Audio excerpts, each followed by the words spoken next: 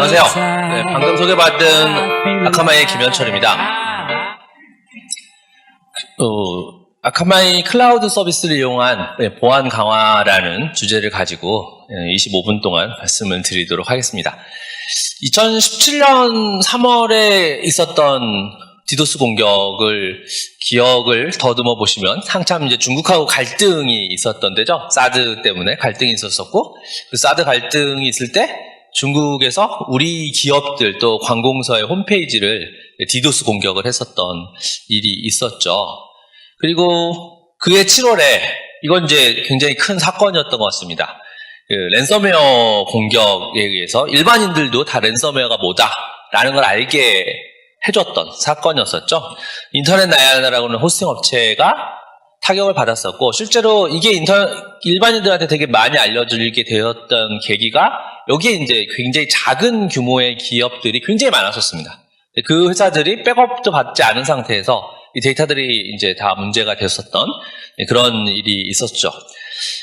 작년에도 1월 달에 가비아의 DNS가 장애가 있었습니다. DNS 장애는 우리 회사의 페이지는 서버나 모든 게 다 멀쩡한데 인터넷에서 저희 회사에 접속하지 못하는, 우리 홈페이지 혹은 우리 어플리케이션에 접속하지 못하는 상황이 만들어졌던 기억을 아마 하실 거고요. 또 웹사이트의 디페이스, 이게 사이트 얼굴 바꾸는 거죠. 아시아나 항공이 아까 2017년으로 돌아가서 그 중국에서 아시아나 항공의 웹페이지의 그 메인 페이지를 딱 바꿨던, 해커들이 바꿨던 거를 아마 신문지에 오르락 내리락 했던 걸 기억하실 거고요. 작년에도 상당히 많은 기업들이 비슷한 형태의 공격을 받았습니다.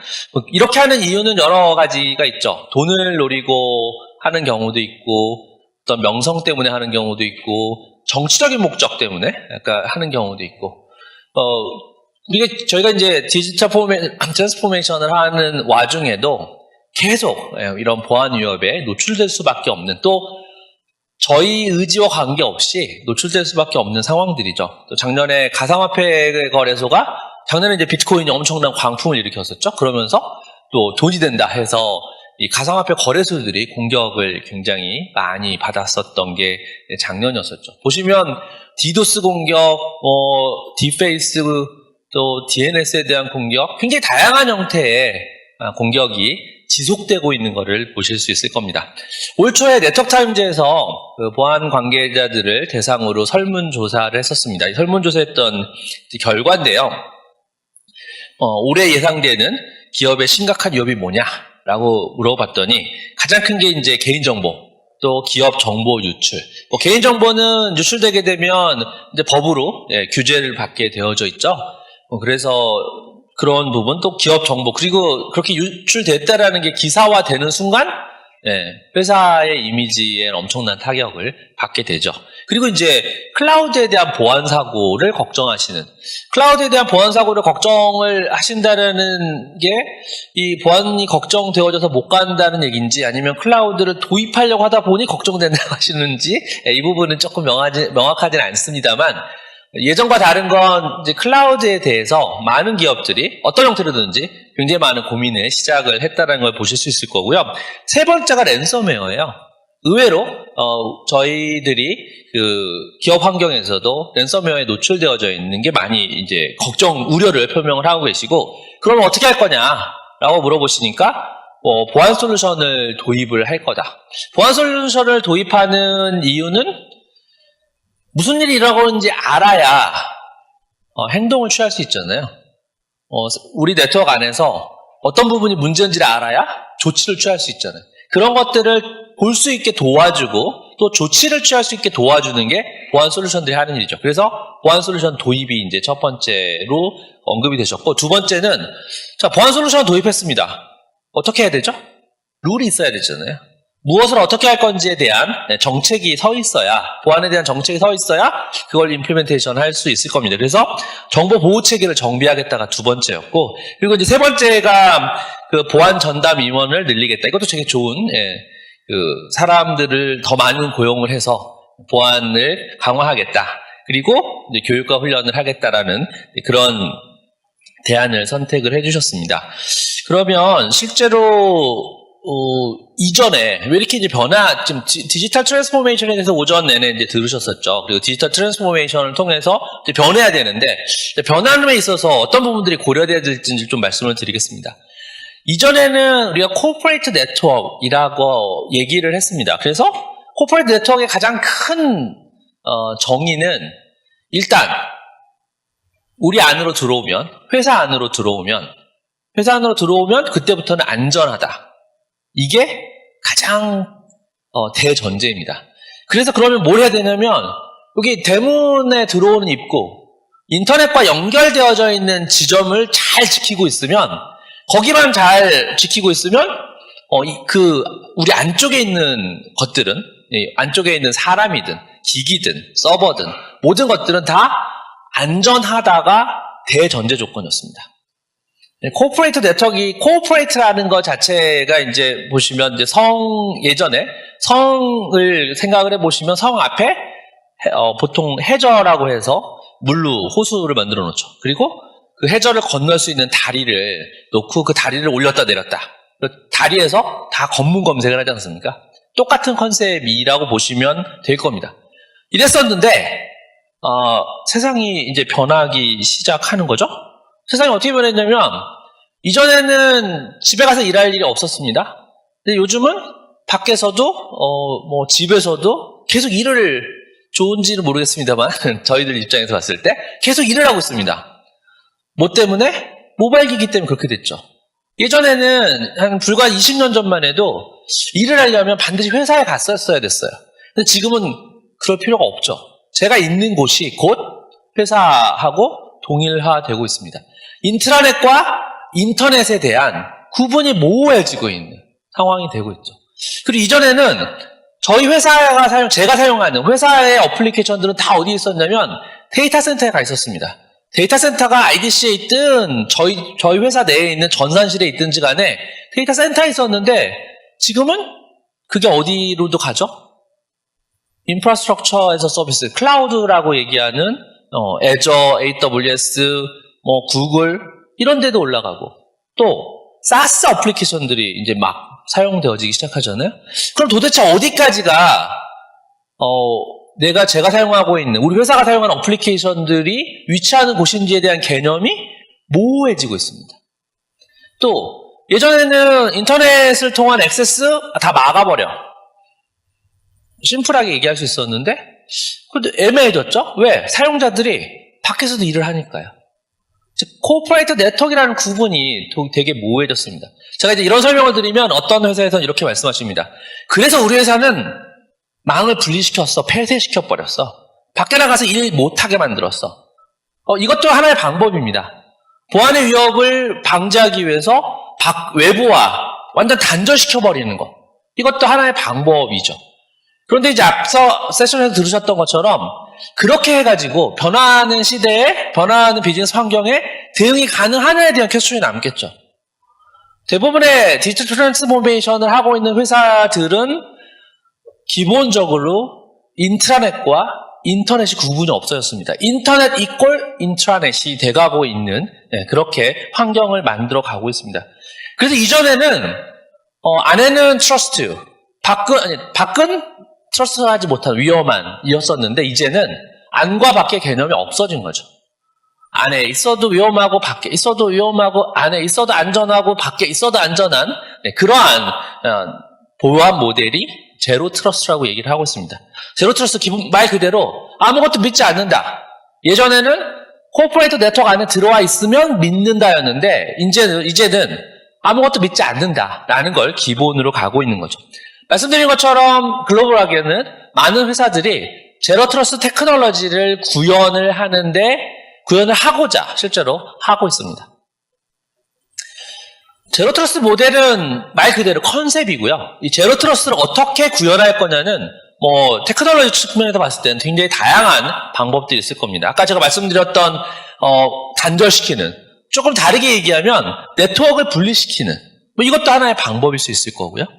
다양한 방법이 있습니다. 그래서 실제로 우리 회사 어플리케이션들을 사용한 사람들, 우리 직원도 있고요. 협력업체 직원도 있을 거고요. 또 특정 그룹, 우리 직원들 중에서도 다시 또 나눠질 수 있겠죠. 세일즈, 마케팅, 어드민 그룹 이렇게 나누어질 수도 있을 거고요. 그 다음에 협력업체도 있을 거고 또 아웃소싱한 사용자들도 있을 겁니다. 그리고 고객들도 있겠죠. 이런 사람들이 저희가 만들어 놓고 운영하고 있는 어플리케이션들에 접속을 하는데 어떻게 접속을 할 거냐, 어떻게 매핑할 거냐. 기본적으로 사용자 어플리케이션이 여러 네트워크에 혼재하고 있는데 신뢰하지 않는다. 어플리케이션 들어갈 때마다 전부 다 인증을 하게 만든다. 라는 게 가장 기본적인 컨셉입니다. 기본 컨셉은. 안 믿으니까 어떻게 해야 돼요? 들어오는 모든 어플리케이션 쓰기 전에 이 사람 누군지 확인하고 이 사람이 여기에 접속할 수 있어 없어. 있으면 어떤 것까지 할 수 있어. 를 다 체크할 수밖에 없게 되는 거죠. 아카마이에서는 제로 트러스트에 대해서 저희가 제공하는 방식은 아카마이가 가지고 있는 클라우드 플랫폼을 이용해서 이 플랫폼을 통해서 액세스하는 보통 프락시라고 얘기를 하는데 이 프락시를 해주는 사용자의 프락시 또 어플리케이션의 프락시를 대리를 해주는 거죠. 사용자 입장에서 보면 우리를 통해 가지고 어디론가 매핑이 되어지고 있고 어플리케이션 입장에서 보면 저희를 통해서 커뮤니케이션이 진행되어지도록 그래서 저희가 중간에 게이트웨이 역할을 해주는 그래서 사용자 확인, 어플리케이션 접근 제어를 저희가 제공을 해드리고 멀티팩터 인증을 통해서 싱글 사인온을 만들어주고 그리고 어플리케이션의 성능 요즘 글로벌 오피스를 많이 운영하시잖아요. 글로벌 오피스에서 한국에서 운영 중인 서버에 어플리케이션 접속을 하게 되면 속도 때문에도 고민하시는 기업들이 많으실 겁니다. 그런 문제점들을 해결을 해드리고 있습니다. 근데 보시면 아카마이 인텔리전스 플랫폼이 가운데 있죠. 여기를 통해서 서로 SaaS가 됐든 또는 인프라스트럭처에서 서비스가 됐든 또는 데이터 센터 직접 운영하시는 게 됐든 그리고 또 데이터 센터가 한국에 있든 미국에 있든 어디에 있든 상관없이 운영이 가능한 그런 솔루션을 제공을 하고 있고요. 그래서 이제 사용자들은 싱글 포인트 오브 컨택이 저희라고 말씀드렸죠. 이 어플리케이션 저희 쪽에 들어오게 되면 포털에 기본적인 로그인을 해야겠죠. 로그인하고 나면 달라지는 게 보시는 것처럼 모바일이든 웹이든 자기가 사용할 어플리케이션들만 보이는 게 가장 큰 차이점입니다. 자, 해커 입장에서 봤을 때 뭐가 달라지느냐? 예전에는 저렇게 들어와 인증을 받고 난 다음에 들어오게 되면 해커 입장에서 보면 회사 내에 있는 모든 네트워크를 다 돌아다닐 수 있습니다.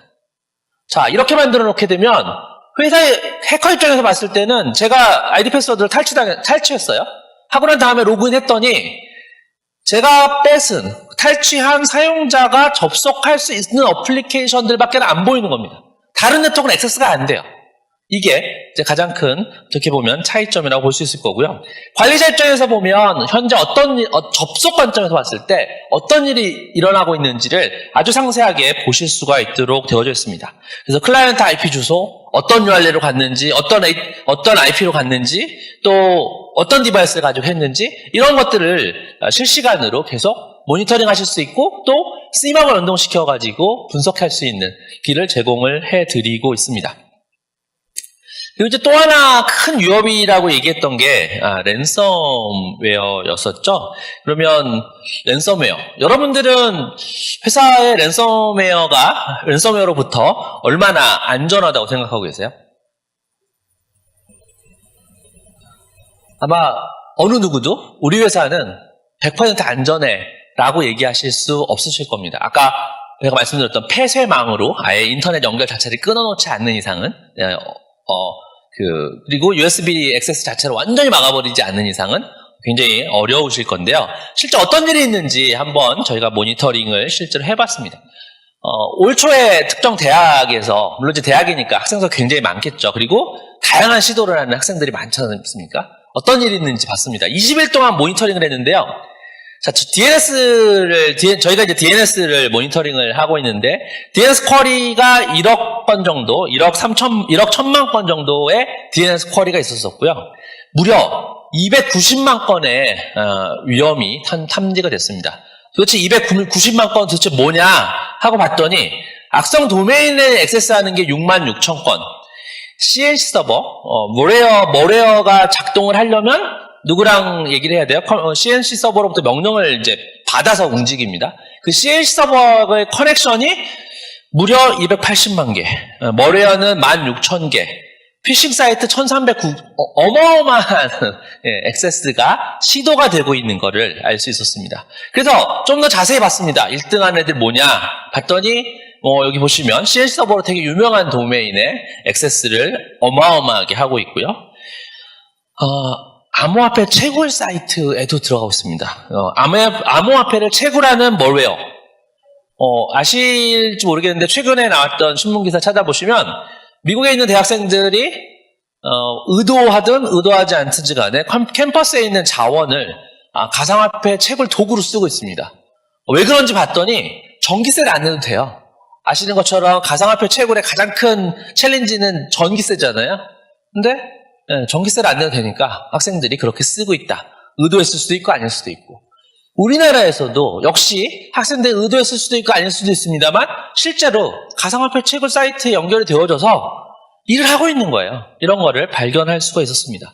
여기 보시면 21일간 호출된 굉장히 많은 도메인들이 대부분 다 DGA, 도메인 제너레이터 알고리즘. 왜 도메인 제너레이터 알고리즘 사이트가 중요하냐면 아시는 것처럼 문제가 되는 IP 어드레스로 접속하게 되면 그 IP 딱 막아버리면 끝이잖아요. 해커들도 그렇기 때문에 도메인을 이용합니다. 도메인 접속을 하도록. 그런데 그 도메인도 마찬가지죠. 저희가 도메인을 인지하면 막지 않습니까? 그래서 도메인을 계속 바꿔야 되잖아요. 사람이 바꿀 수 없으니까 역시 알고리즘을 바꿉니다. 그래서 이걸 계속 바꿔나가는 일을 하고 있는 그런 사이트에 어마어마하게 많은 액세스를 하더라. 실제로 머레어가 움직이는 걸 보시면 이런 첫 번째 정찰이라고 하죠. 자, 타겟한 회사가 있습니다. 저 사람 저기를 어떻게 들어가야 되지? 라는 게 이제 첫 번째고요. 두 번째, 저 회사 사람들이 밖으로 맨날 액세스하는 외부 홈페이지가 있더라. 혹은 그런 건 없는데 이메일을 보내는. 그래서 누구 한 명이라도 클릭하게 만들면 이제 시작이 되어지는 거죠. 이렇게 하고 난 다음에 누군가가 클릭을 하거나 누군가가 그 사이트에 감염되어져 있는 사이트에 접속을 해가지고 다운로드가 일어났습니다. 그 다음에 일어나는 역할이 뭐냐면 그 내려간 머레어가 아까 제가 말씀드린 인터넷상에 있는 커맨드 컨트롤 서버, 명령을 내리는 서버에 접속을 시도합니다. 그리고 난 다음에 그 명령을 받아서 움직이기 시작하는 거죠. 그래서 실제로 머레어에 감염되고 난 다음에 3개월 동안 아무 일도 안 하는 그런 경우도 많이 있습니다. 그리고 아까 앞서서 보셨던 디도스 공격들이 있잖아요. 디도스 공격을 하는 큰 이유 중에 하나가 명성을 얻기 위해서라고도 말씀드렸지만 또 다른 이유는 디도스 공격을 받게 되면 관리자들이 정신이 없어져요. 왜? 지금 막 갑자기 시스템이 막 폭주하기 시작하니까요. 그러면 그 틈 사이에 열리는 잠깐의 정보 홀을 통해 가지고 머레어를 침투를 시킵니다. 그리고 3개월에서 6개월까지 아무 일도 안 합니다. 그래서 완전히 사람들 머릿속에서 공격받았던 거가 잊어버렸을 때쯤부터 시작해가지고 다시 활동을 시킵니다. 그동안 계속 그 머레어는 저 커맨드 컨트롤 서버하고 커뮤니케이션 하고 있는 거죠. 실제로. 그래서 여러분 저희가 접근하는 방식은 이 DNS 쿼리를 이제 확인을 하는 방식을 접근을 하고 있는데 실제 아까 말씀드린 것처럼 사내 도메인 서버에 먼저 접속을 하죠. 제가 www.akamai.com이라고 회사 내에서 PC에서 치게 되면 브라우저에서 치게 되면 첫 번째 사내 DNS로 갑니다. 사내 DNS가 IP 어드레스를 주지 못하겠죠. 제 도메인에 대해서 akamai.com 도메인에 대해서 그러면 외부에 있는 루트 도메인 서버에 이제 쿼리를 하고 그 루트 도메인 서버가 최종적으로는 IP 어드레스를 알려주고 실제 브라우저는 또는 앱은 그 IP 어드레스를 가지고 인터넷상에 있는 서버와 커뮤니케이션을 하는 구조로 만들어져 있죠. 자, 그래서 여기에서 착안을 해서 원래는 사내 DNS에서 루트 DNS로 가야 되는데 가기 전에 아카마이 한번 거쳐서 가. 아카마이에 가서 지금 액세스하려고 하는 이 도메인이 문제가 있는 도메인인지 아닌지에 대해서 확인을 받고 문제가 없으면 가고 문제가 있으면 블락하든지 아니면 어드민한테 이런 사이트를 접속한다는 얼럿을 주든지 할 수 있게 만들자는 게 기본적인 생각입니다. 여러분들이 DNS에 대해서는 굉장히 안전하다고 생각하시는데 의외로 DNS가 해커들이 이용하는 통로 중에 하나입니다. DNS 쿼리를 통해서 데이터를 빼내갈 수 있다는 사실이 잘 모르시지만 사실이에요. 그렇게 할 수 있습니다.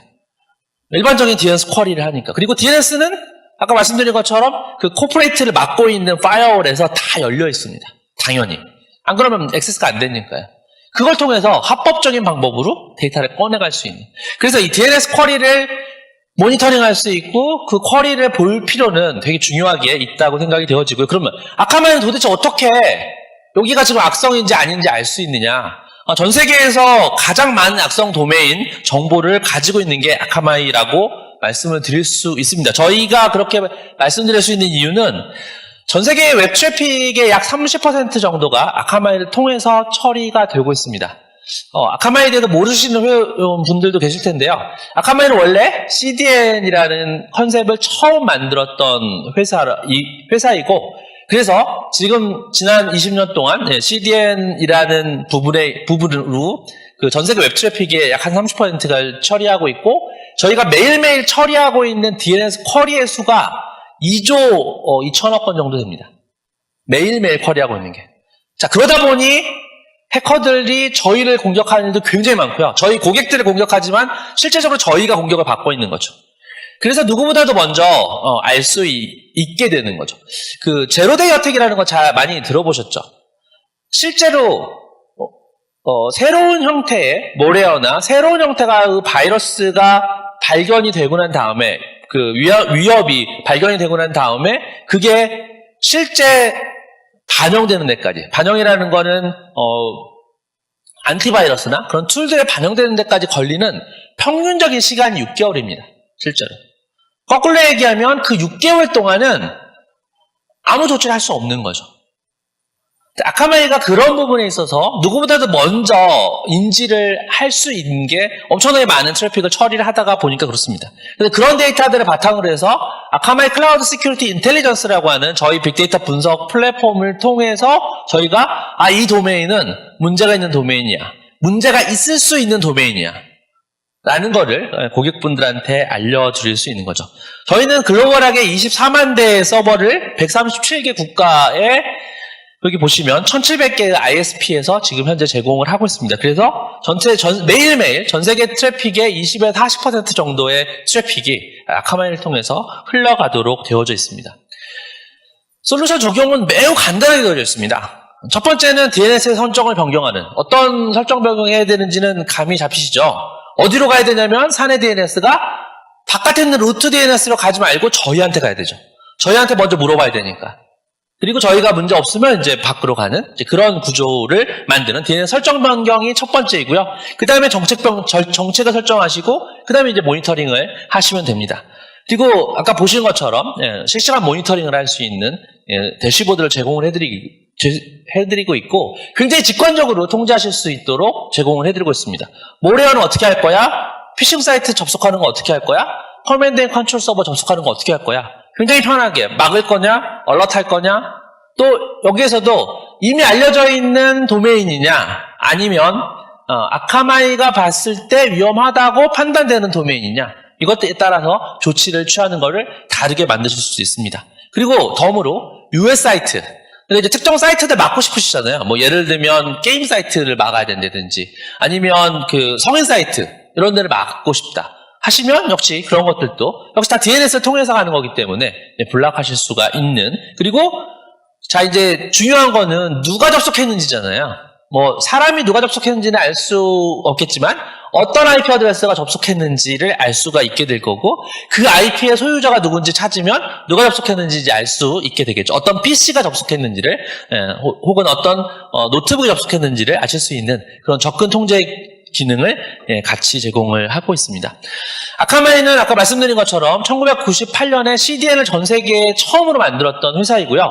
그리고 2009년에 전 세계에서 처음으로 클라우드 기반의 시큐리티를 제공을 하기 시작한 회사입니다. 2017년, 18년에 가트너 매직 쿼드런트의 웹 와프 부분, 웹 어플리케이션 파이어월 부분에서 리더로 포지셔닝이 되어져 있고요. 크게 보면 세 가지 영역을 시큐리티를 보안을 제공하고 있습니다. 하나는 어플리케이션과 API에 대한 프로텍션, 그리고 크레덴셜 어뷰즈라고 하는 정상적인 사용자인 것 같지만 정말일까? 라는. 여러분들 아이디하고 패스워드를 대부분 비슷한 걸 쓰고 계시죠? 다른 사이트, 인터넷 사이트에 접속하실 때. 여러분들의 아이디와 패스워드가 인터넷에 쳐보시면 중국 사람들한테 굉장히 싼 값에 팔리고 있는 걸 알고 계실 거고요, 이미. 요즘 하고 있는 일 중에 하나가, 해커들이 하고 있는 일 중에 하나가 봇을 이용해서 그렇게 입수한 아이디하고 패스워드를 가지고 모든 사이트에 시도를 해보는 겁니다. 제 아이디 패스워드를 어느 한 군데서 알았습니다. 어느 한 군데 거를. 동일한 걸 가지고 계속 시도를 해보는 거죠. 자, 그러면 그 사이트 운영자 입장에서 보면 이게 정상적인 로그인 시도인지 아닌지 판별할 수 있을까요? 제가 만약에 A라는 사이트하고 쿠팡하고 이베이하고 똑같은 쓰고 있었어요. 아이디하고 패스워드를. 그리고 난 다음에 해커가 제 아이디 패스워드를 가지고 이베이 접속을 했습니다. 자, 그러면 이베이 입장에서 봤을 때 이게 정상적이지 않다는 걸 어떻게 할 수 있죠? 그래서 봇을 관리하는 솔루션도, 이 크레덴셜 어뷰즈를 막을 수 있는 솔루션도 아카마이가 제공하고 있는 큰 부분 중에 하나이고, 마지막으로 엔터프라이즈 기업들 같은 경우에 이 제로 트러스트 모델을 적용할 수 있는 부분들에 대한 솔루션을 같이 제공을 하고 있습니다. 뒷부분에 가시면 정보 보호 매니지먼트 상담 부스에 갈 수 있습니다. 거기 가셔가지고 즉시 여러분 회사에 안전한지에 대해서 한번 확인해 보실 수 있는 2개월 동안 바로 모니터링 할 수 있는 기회를 제공을 해드리고 있으니 세션 끝나시고 난 다음에 한번 가셔서 신청을 해 주셨으면 좋겠습니다. 네, 감사합니다.